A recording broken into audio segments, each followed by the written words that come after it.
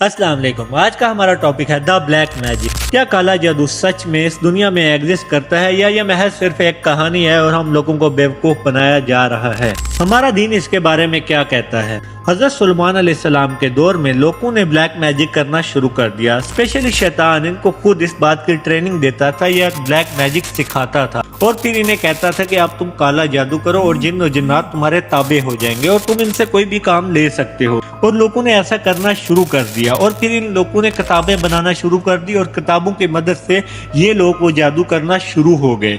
और फिर जब इन लोगों को इस चीज़ की परमिशन चाहिए होती थी कि ये किसी जिन्न और जिन्नात पे अपना काबू पा सकें और उससे अपने काम ले सकें, तो शैतान इनके सामने कुछ ऐसी बातें रखता था जिन्हें इन्हें पूरी करनी पड़ती थी।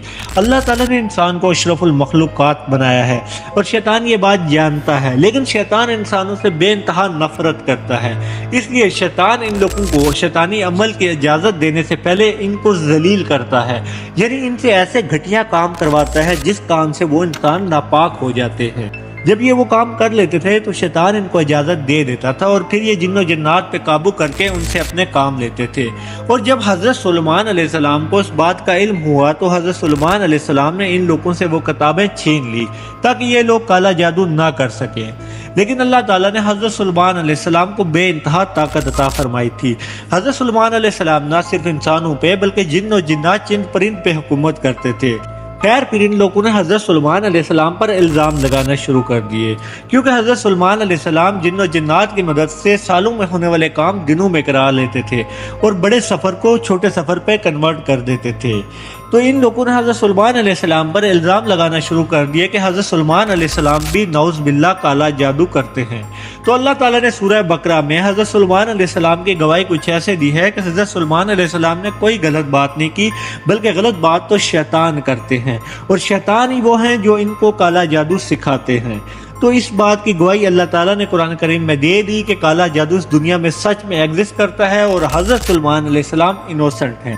काले जादू का इस्तेमाल कभी भी किसी इंसान को नफ़ा पहुंचाने के लिए नहीं किया जाता, बल्कि हमेशा दूसरे इंसान को तकलीफ और दर्द देने के लिए किया जाता है और अपनी वो ख्वाहिशात पूरी करने के लिए किया जाता है जिस पे अल्लाह ताला रज़ामंद नहीं है और वो ख्वाहिशें तुम्हें पूरी करनी।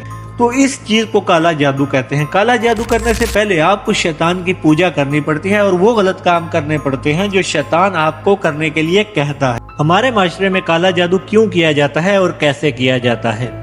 हमारे माशरे में ज़्यादातर औरतें ही काला जादू करवाती हैं और इसका शिकार ज़्यादातर मर्द होते हैं, क्योंकि बहुत सी औरतों की यह चाहत होती है कि वो अपने मर्दों को अपना गुलाम बनाकर रखें। जब ये मासूम औरतें उन लोगों के पास पहुंच जाती हैं तो वो इनका भरपूर फ़ायदा उठाते हैं। इन्हें कहते हैं कि आप उल्लू की आंख और चमगादड़ का खून और एग्जैक्ट्रा ऐसी चीज़ों की डिमांड करते हैं जो ये औरतें प्रोवाइड नहीं कर सकती हैं। फिर इन मासूम औरतों से पैसे लिए जाते हैं कि हम इन चीज़ों का अरेंजमेंट खुद कर लेंगे।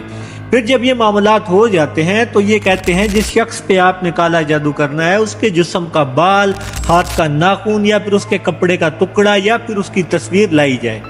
फिर उसके बाद ये तावीज़ बनाते हैं या फिर एक वूडो डॉल बनाते हैं, एक गुड़िया बनाते हैं। फिर उसके साथ ये सारा अमल करके ये उन औरतों को कहते हैं कि आपने जाके कब्रिस्तान में चिल्ला काटना या फिर कब्रिस्तान में किसी भी कब्र के अंदर इस तावीज़ को या इस गुड़िया को दफना देना है। या फिर इससे भी बुरा काम किया जाता है, जब मैयत को नहलाया जाता है तो मैयत के मुंह के अंदर तावीज़ डाल दिया जाता है ताकि उस तावीज़ को कभी भी डिस्ट्रॉय किया ना जा सके और उस इंसान की कभी जान ना छूटे जिस पे आपने तावीज़ किया है यानी काला जादू करवाया है।